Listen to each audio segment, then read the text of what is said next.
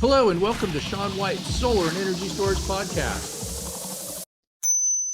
Today, our special guest is T.R. Ludwig of Brooklyn Solar Canopy Company. And I was looking at him on the internet and it looks like he does a lot more stuff too.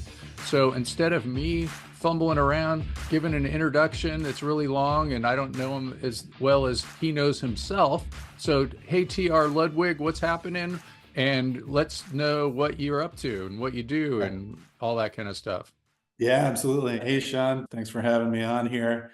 My name's T.R. Ludwig. I'm CEO, co-founder of Brooklyn Solar Works, also helped found Brooklyn Solar Canopy Company, and am also the co-founder of a electric boat startup, Emo. Yeah. Awesome. But my day job is definitely CEO of Brooklyn Solar Works. And we're a residential, small commercial, kind of urban solar company based in New York City, in the borough of Brooklyn, of course. And right now we are based in Gowanus, Brooklyn, kind of central Brooklyn. I have about 80 folks working for us on the install, sales, marketing, design, engineering front, and been around for about 10 years in just operating in New York City. That's what we focus on. Oh, that's really cool. How come you don't have some kind of hardcore Brooklyn accent? I thought Brooklyn people are supposed to do that. It comes over time. You also have to be born here usually. And I was not. I was born up in Massachusetts in a town called Lexington. Oh, So okay. bit of a transplant, but this will be my 17th year here. Great. So Yeah, I'm going to be up in Massachusetts next week. So let's talk about some of the other stuff. I know that our main topic wasn't going to be electric boats, but that just kind of caught my attention. So what's up with the electric boats? yeah, it's an interesting development. I've always been kind of interested in boats. Yeah, I have a sailboat. Oh, nice. Cool. Yeah. And so a few years ago, I bought a property in Long Island that has water access. And so just been watching boats out there for quite some time. And my father and I would go boating quite a bit. He's a sailor and motorboater. He passed a few years ago, and he and I had been working on a project to electrify his motorboat.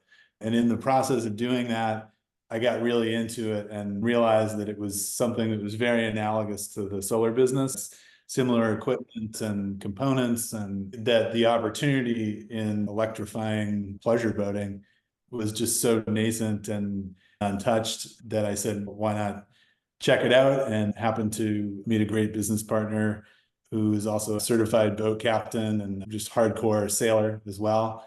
And so he and I kind of helped get ourselves up and running and became dealers of a number of different electric motors, e-propulsion, Torqeedo, Elco. And so we're also very interested in high horsepower electric outboards. And there's not a lot of those out there, but there's a few vendors of those, and we're dealers of their motors as well. I remember when I got my sailboat, I wanted to get an electric motor, but it was, a while ago. We're talking like probably like going on 15 years ago.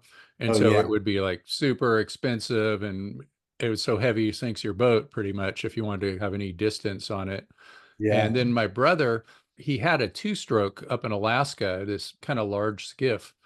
And we were trying to figure out what it would take to electrify that. And it would be 10 times more than the boat's worth or something like that. And so hopefully you're getting the weight down and the price down and all that. And I know that just with vehicles and stuff too, we're getting to that point where with EVs, they're going to be cheaper than ICE cars, internal combustion engine cars, coming up sometime in the future, or maybe even right now in some applications. So. Yeah. It's interesting because a lot of people have been in your situation and now they're coming back to it and realizing that actually for basic functions, it's already there. The weight of these things is extremely light. 1 to 5 horsepower outboard motor can really move you around if you're just looking to get out to, in a tender situation or just motor out of the harbor or something like that. Yeah, like with a sailboat, I mean, it takes us like a couple of years to go through a tank of gas because all we're using the gas for is to just go out. And the biggest problem we have with our boat is like fuel problems because of this Yeah, old gas, old diesel in there. that's exactly why a lot of sailors are adopting electric, is because they just don't want to deal with gas anymore. It's just like such a pain. Yeah, there's even a way where you can charge the battery by spinning the propeller backwards. So when somebody's sailing out there across the ocean, the propeller can be charging the battery. That's been around for a while. Yeah, and there's some of the manufacturers have that feature in there. It's like hydro regen. Yeah, So pretty cool. yeah, so it's very cool. Obviously, we're very interested in powering all of this with solar. So that pairs nicely with solar canopy company that we run here. So we're developing kind of a docking solution for, Oh, really? yeah, so no renderings quite yet, but that's on the roadmap for probably the end of this year. We should have something, but it's a lot of fun. It's, a bit of a hobby, but also very cool. Cool. Yeah, so that was a good segue over to what your main gig is. And it looks like you have two different companies, Brooklyn Solar Works and Brooklyn Solar Canopy Company. Mhm. What's the difference? Yeah, so Brooklyn Solar Works is a classic sort of turnkey installer. So we sell, market, design, engineer, build, and maintain solar systems here in New York City, mostly in urban environments, pretty densely packed. Although we're doing more sort of suburban city work in Queens and Staten Island. Part of the product suite that we offer is a canopy solution, and that canopy was developed with myself, two of my other co-founders, and a few other folks we collaborated with in the city. And that previously was within Brooklyn Solar Works, and then it became quite popular, and it solved probably one of the bigger challenges here in New York City in a really efficient way. And so we decided to spin that off as a product itself, and we created Brooklyn Solar Canopy Company to obviously sell Brooklyn Solar Works canopies, but open it up to other installers that wanted to buy the equipment. We had gotten a bunch of recognition, design awards, and really kind of pushed this product into something very few solar products get to enjoy, with the design community here in the city and architecture community. So the canopy, it's been a hallmark of both Brooklyn Solar Works and Brooklyn Solar Canopy. And then it's also opened us up to selling in other parts of the country. So we've sold everywhere from California to Utah, Tennessee, North Carolina, up to Maine, and out to Turks and Caicos. One thing that I noticed is like I had a friend about 18 years ago, maybe something like that. There was some really good California rebates, and there was this rooftop, and they got, it was like $3 a watt or something like that, plus a 30% tax credit. And he's like, I got to figure out how to put this solar on top of this roof that's full of air conditioners. And he made some kind of steel thing that went up over the air conditioners and all that. And this rack system costs more than a solar system would cost today, just for the rack, like easily would cost more. So it seems like there was sort of a market for that, and then it kind of died out, probably because, it just doesn't make sense to spend more on the rack than it does on the PV system itself in a lot of applications. However, I did some consulting for some people in Beirut over there in the Middle East and Lebanon, and they were doing it. And I thought, oh, maybe it's because they can bring the price down because they don't have all these same rules and regulations that we do over Mhm. here. And it was just easier for them to do it. So perhaps you've figured out a way to make it so it's feasible to do something like that here. And I know that your canopies, just from looking at your website and stuff, that some of them are for rooftop. And so that's probably what kind of a similar application to what I was just talking about. And Mhm. you're in an urban area and there's like lots of stuff on roofs, and how are you going to put solar up on those roofs? And then Yeah. also I saw that you have a bunch of them too that are sort of like little carports and with EV chargers and stuff on them. So it was kind of neat. And so it looks like your canopies, just to kind of describe them to people, are made out of aluminum. And it Mhm. looks like the one that you put up on the roof is sort of like four upside down V's on the corners. And then it supports the structure that way. And then the one that goes on the ground is like maybe a little bit of a right side up V. Maybe you could explain it better. And it has sort of more of or like a truss type of structure to it. You're probably better at explaining that than I am. Yeah, so the first design you described is what we call our A-frame canopy. That canopy is sort of the signature Brooklyn solar canopy, first edition, if you will. That was designed specifically with urban rooftops in mind, brownstones and row houses typically are about 15 to 20 feet wide. And so we built a modular design that allowed us to basically create effectively the same product every single time with a little bit of variation in the middle so that we can kind of work with all these different types of rooftops. Wouldn't surprise you here in New York City with 150-year-old buildings, the roofs are generally not terribly level. So being able to like work with what the roof gives you here in New York City, which can be pretty wild, is an important part of the product. So we built that product specifically for New York City. And then as we started to go national, we re-engineered it for various wind loads and snow loads throughout the country. That design is pretty radical, whether you like it or not. We obviously love it. We think it's very futuristic and kind of paints a hopeful picture of how cool something can be on someone's rooftop. For more historic areas and that kind of thing, it does clash a little bit. And so we run into sometimes issues there, but like the bottom line is it's an award-winning design that's been recognized from Architecture Magazine and Interior Design Magazine. And I mean, there's just quite a laundry list of accolades that we've gotten on it. So it's not for everybody, certainly outside of New York City for sure. And a lot of people that are into modern design, they're quite appealing and are interested in using it, both as a carport, obviously rooftop, and then even like a backyard application there. So how high up does it go over the roof? Well, so that part of the genesis of the product was to comply with the fire codes. And so in order to comply with the fire codes, you need to be able to raise the solar system up 9 feet in the air. And that's Over the for roof. Okay. over the roof. Yeah. So that's for a New York City fireman to swing an axe, a 6-foot fireman with like a 3-foot Uh-huh. axe. Can you explain what part of the fire code? Because I mean, most solar is sitting on the roof. Mm-hmm. Yeah. So a lot of this has to do with the clear path requirements Oh, so within. you don't need the pathways, you mean? Is that? Well, you do need them. And if you were to cover the roof, you wouldn't have them if you just went flush mount to the roof. And so if you raise up the solar panels, then you provide like the maximum clear path, you open up the entire rooftop. Oh, And interesting. So for like we have these different rules for like 4-foot pathways and stuff like that. And so you don't need to really do that, or you could just consider it a pathway because it's 9 feet high. Yeah. yeah, so in the city, it's even more restrictive. It's 6 feet.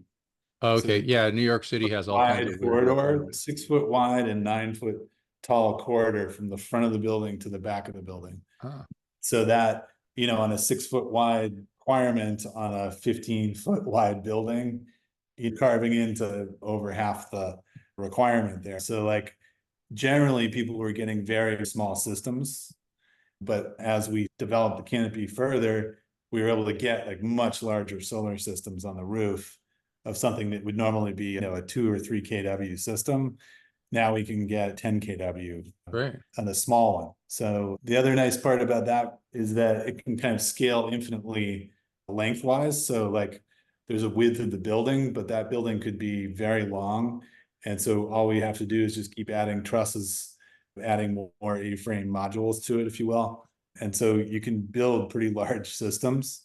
The other component, as you pointed out, is that like this does get over a lot of the HVAC and just the junk on the roof. Yeah. There's quite a bit of that that's accumulated here in New York City. And so because roof space is such a premium, being able to elevate above that and still keep the mechanicals on the roof make a lot of sense. And people are doing that a lot with heat pumps. They'll even hang them on our canopy A-frames It where gives you extra room to mount stuff. Yeah. exactly.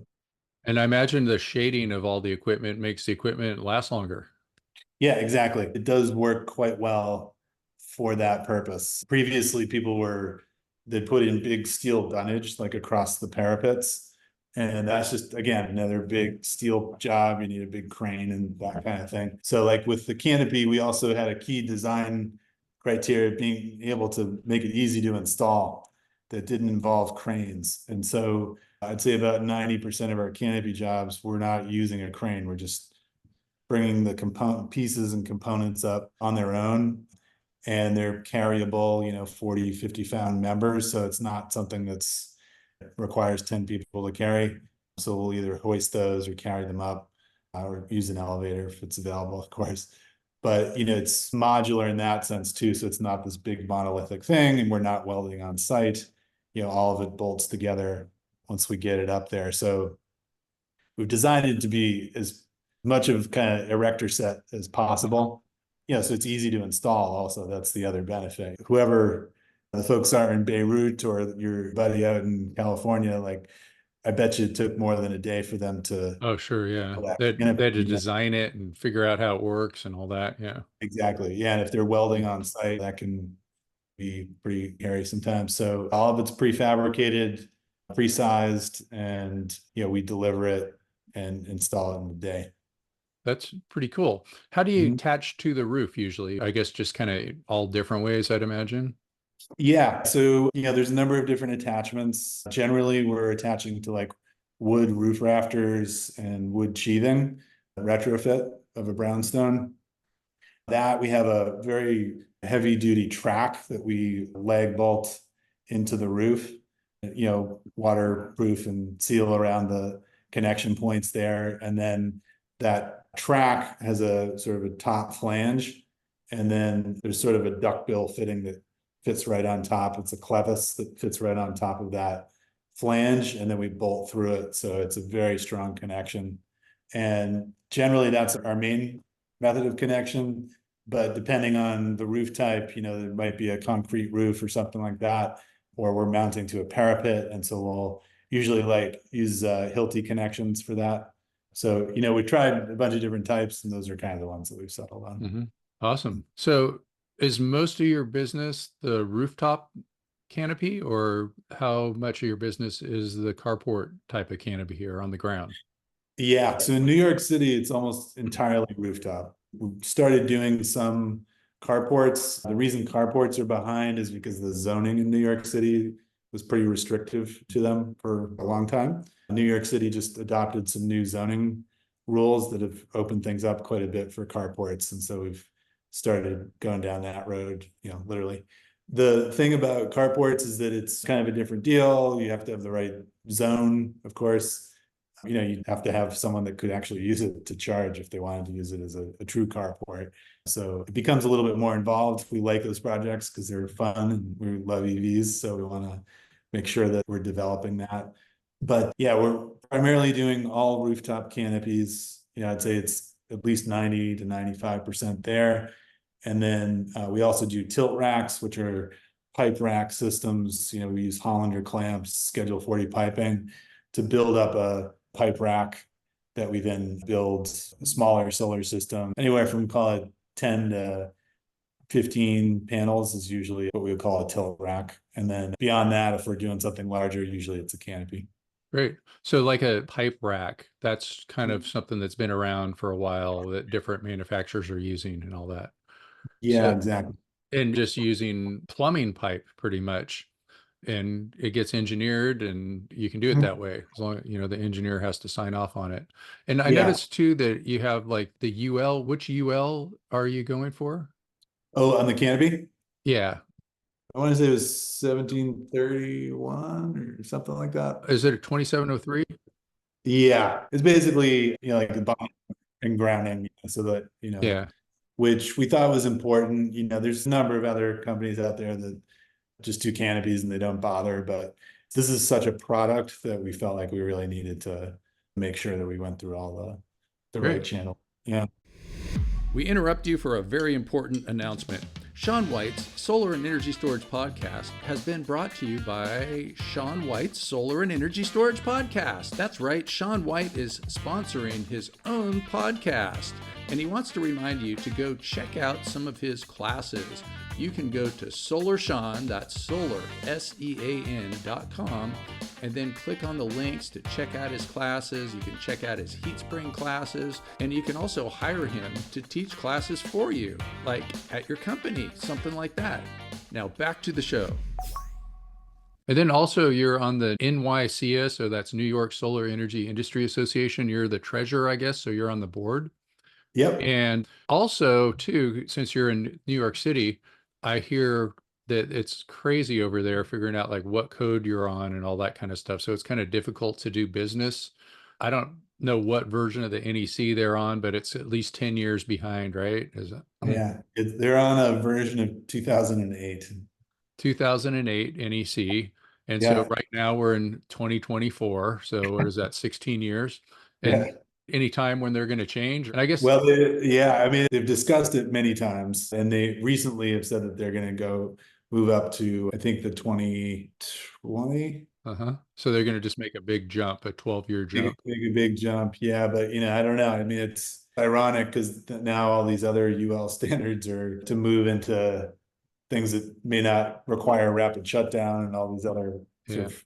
So like 2008 doesn't have rapid shutdown, but did they make some amendments to include rapid shutdown, I'd imagine? No, Oh, so so there's they, no rapid shutdown requirements in the yeah, city. which makes it confusing because obviously, NYSERDA requires that on various things. So it's a little bit of a tightrope here in New Uh-huh. York City. Like there's stuff, I mean, obviously we can comply with either. It doesn't really matter to us. We just gotta Uh-huh. work with municipalities and yeah, it's a classic, what you would think it would be like to deal with the New York City Department of Buildings and New York City Fire Department. I would just go in there with a thick accent and threaten people. That's the Yeah. way. There you go. We should have hired you as an expediter. Yeah. And you also mentioned NYSERDA. And what does that stand for? New York State Energy Research and Development. There you Does go. that sound Yeah. right? So New York State. And they give you the rebates and things like that, I guess. Or Exactly. Yeah. So they're like sort of the clean energy office here in New York. They support all sorts of clean energy programs, energy efficiency, that kind of thing. And of course, solar is one of the main programs that they run. And that's been extremely successful. We've deployed well over $1 billion of subsidies to solar projects, both residential, small commercial, utility scale, the whole thing. wow, that's a lot. Billion. Yeah, yeah, it is. And there's some more that's on the table. New York has been extremely progressive in terms of their solar policies. Of course, we'd like to make them even more progressive, but it's hard to look at what happened in California and complain about what's going on in New York. Oh yeah, with the net metering three. Yeah, the thing that I don't like about that too is it just quick changes. Like things need to be more gradual. Absolutely. Yeah. I mean, it was kind of a tragedy to see what happened there. And I can't imagine that anyone from the solar business was predicting it was going to be a net positive. So just a shame to see that go down, and a warning shot to other prolific solar states that are doing well and humming along. Like we got to be constantly defending net metering and the policies that are helping us to grow our business. Yeah. So also in New York too, we have the headquarters of NABCEP. And so NABCEP headquarters is upstate there. In fact, I was on the NABCEP exam committee some years back, and I think they had an office that was right next to NYSERDA's office. I think we went in there, it's been a long time. Mhm. And so I noticed too that you have the NABCEP PV technical sales certification. Yeah, it was one of the first to get it. That's funny because I was one of the first two. I remember that I was teaching these classes and I wanted to be the first one. And so it was the first NABCEP test too that you could take online. So at that time, you were going into these big rooms with all these people and they only met every 6 months. And if you didn't pass the test, you had to wait 6 months. Or I knew one guy that he just forgot to fill out the bubbles, but he had to wait 6 months. And so I wonder if we should go back and compare our numbers and see if who was first. Yeah, yeah. I remember, I think I was the second batch or something. I Okay. couldn't get into the first one. Yeah, I remember that I was teaching a class somewhere remote. And so, like, as soon as I got home the next morning, I went and took the exam at some place at some testing center in Oakland. So Yeah. Nice. that's pretty cool. But yeah, anybody out there too? I have PV technical sales, practice exams and a class and all that kind of stuff for NABCEP. And so to qualify for that, you have some experience requirements and things like that that you could find out at the NABCEP website. And I always tell people that if they want to know where to buy solar, to go to the NABCEP website to find the people. And so they'll find your name there. There's like a locator, and they Mhm. could find all the certified people, and they can look up PV technical sales, and they'll find your name and your address and how to get a hold of you there. And there's so many people out there that are sending me emails every day trying to sell me leads that probably don't know anything about solar. And You too, huh? yeah, some people Yeah. are just like giving the industry a bad reputation.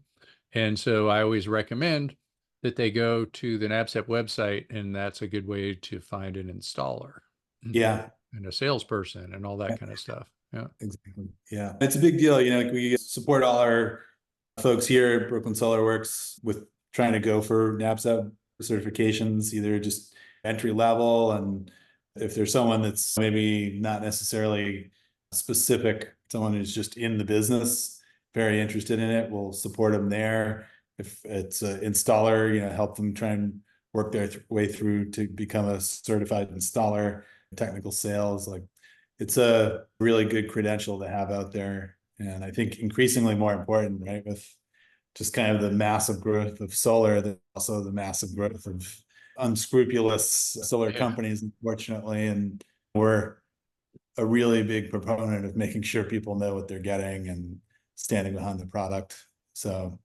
important part. I'm not sure if you've talked with many Amicus companies, but we're also an Amicus cooperative member, and that we're Maybe also you could very. explain what that is. Yeah, sure. So Amicus started off as a buyers cooperative. So it's a cooperative of different solar companies around the country. Right now, it's up to somewhere around 85 different companies, and we jointly purchase equipment. So panels, inverters, various other components. And we use the discounts and perks that we get from that to help fund other activities. We meet up, we collaborate as a group. We'll have a conference here and there, but it's a great community of like-minded solar companies that are mission driven and are really dedicated to providing quality installs, good customer service, and we're all in it for the long haul and for the right reasons. So it's a great group. It's a group that I get tremendous value out of. I know my peers do as well. And it's just kind of another group to work with that happens to be national to help try and combat, some of these issues that we see popping up as solar grows. You just want to try and keep a positive outlook on Great. solar as it scales up. So How does somebody find out about Amicus, and are there certain requirements to join? And there are, yeah, I don't run the admissions committee, but it's just Amicus Solar Cooperative. If you just Google that, won't be too hard to find. Usually they look for a company to be in business at least, 5 years. I think the average age of the companies is 20, believe it or not. So wow, it's that's it's like pretty old school folks uh-huh. in this group. We're definitely on the younger side, and we've been around 10 years. But they factor that in for newer markets or kind of niche markets. They don't expect someone to have been around for 20. In the mature markets, like out in California, most of the members have been around for 20 years. Look for a positive track record, financially need to be pretty stable, and look for generally the owners to be in it for the right reasons. So there's generally a lot of cooperatives in there, like worker co-ops, B Corps, ESOPs, employee owned companies. So we're not any of those things, but we are pretty mission driven and, do a nice profit share with our employees throughout the year. So we're getting there. That sounds pretty neat. So then you guys, for Amicus, will get better pricing so you can compete against the super large companies that are, dealing with the manufacturers and all that kind of stuff. Exactly. Yeah. And that was the original idea, is that, back when it was formed, it was like a Solar City was big and some of these bigger players were just dominating in terms of cost. So the notion was to kind of aggregate purchasing power to enable, at least a more competitive equipment cost and be able to try and keep up with some of the bigger players. And as it's evolved, so we have obviously access to that kind of scale pricing. pricing isn't everything, of course. And so you want to make sure you've got like a good company and provide a great service. And so it's a nice mix of being able to access competitive equipment cost and then grow with all these other companies on how to market better and become a better installation group. We share best practices on that quite a bit, and great community to be part of. Great. Okay. And so one other thing that I have on this list of things that we can talk about, and I usually try not to get too political, but preparation tips in anticipation of a Trump presidency. And so I know we were going back and forth about having you come on here probably even before Biden dropped out. So maybe I know that the betting odds are changing constantly, and then it'll probably be another month before we edit and release this podcast. But we've already been through one Trump presidency and it didn't kill the solar industry. So I don't think people should worry too much. I think just in general, regardless of, we're very polarized right now, but just in general, like if you go back over the decades and even centuries, that people put a lot more into who's president than versus what happens than what reality is. And so there's three branches of government, and the president is only one of them. And the economy is more of a world economy. It's not just something that happens that our president gets to control the whole world economy, like a lot of people think. But, there's definitely different angles on this and the Inflation Reduction Act and all that kind of stuff. So, what are your tips in case Trump gets elected president? Oh boy. I mean, the Canadian market is looking really good. Yeah, I heard they're going to build a wall on that border and yeah. not let us in, right? As long as it's a solar wall, I think I'm all for it. That's good. Lots of kilowatt hours. Yeah, we got some can. And we don't even have to talk about this if you don't want.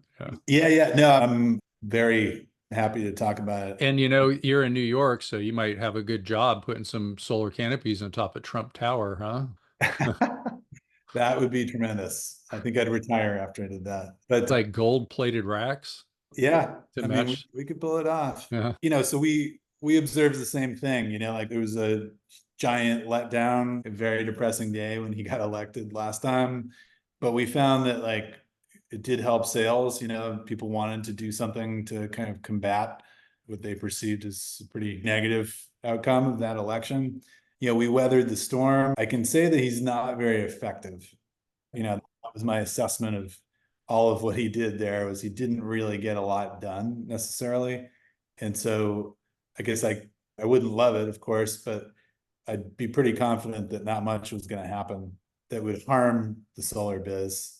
The fact that the IRA is in law and in effect and dollars are getting out the door and benefiting people, I think it's just going to be super hard to repeal any of that. Even with like the EV stuff, like granted, the US made it that much more difficult to claim the tax credits, but like I just can't imagine that they'd want to spend their entire agenda on repealing, EV tax credits. So it's a shiny object. He seems to be cozying up with Musk, which, seems to be kind of the way to do it if you want to be a right-wing person these days. And I think ultimately not much is going to happen, to be honest. It certainly won't be positive for America. Our business is going to still kind of be the underdog, and we're going to have to continue to rationalize clean energy and solar and why it makes sense instead of being lifted up by a president that believes in it. But I'm cool with that. I think we could ride out 4 years. It won't be as positive as it would have been, but I think our business is just on such a trajectory that it's going to be impossible to stop it. I just don't see that happening. There's people will try, of course. And I think, net metering laws and those types of things are going to be under duress no matter what. But you're right, like president can only do so much.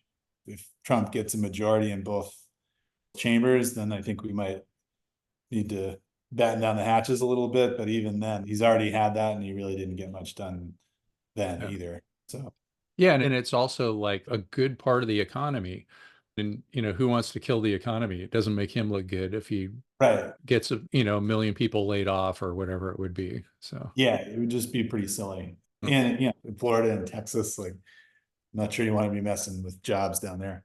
Yeah. It does kind of amaze me sometimes too, how many people in the solar industry that I run into are even Trump voters, things like that. Like I was actually having dinner with one of them last night, and we debate about it and stuff like that in a friendly way, that it's solar makes money and it makes cheap electricity, and we're not relying upon foreign oil and all that kind of stuff, and military budgets to keep people shipping oil and drilling and all that kind of stuff. So anyway, we'll see Yeah. what happens. Who knows who's going to win at this point, but Yeah, I can tell you we're going to work hard to make it happen yeah, so that great. Okay, good.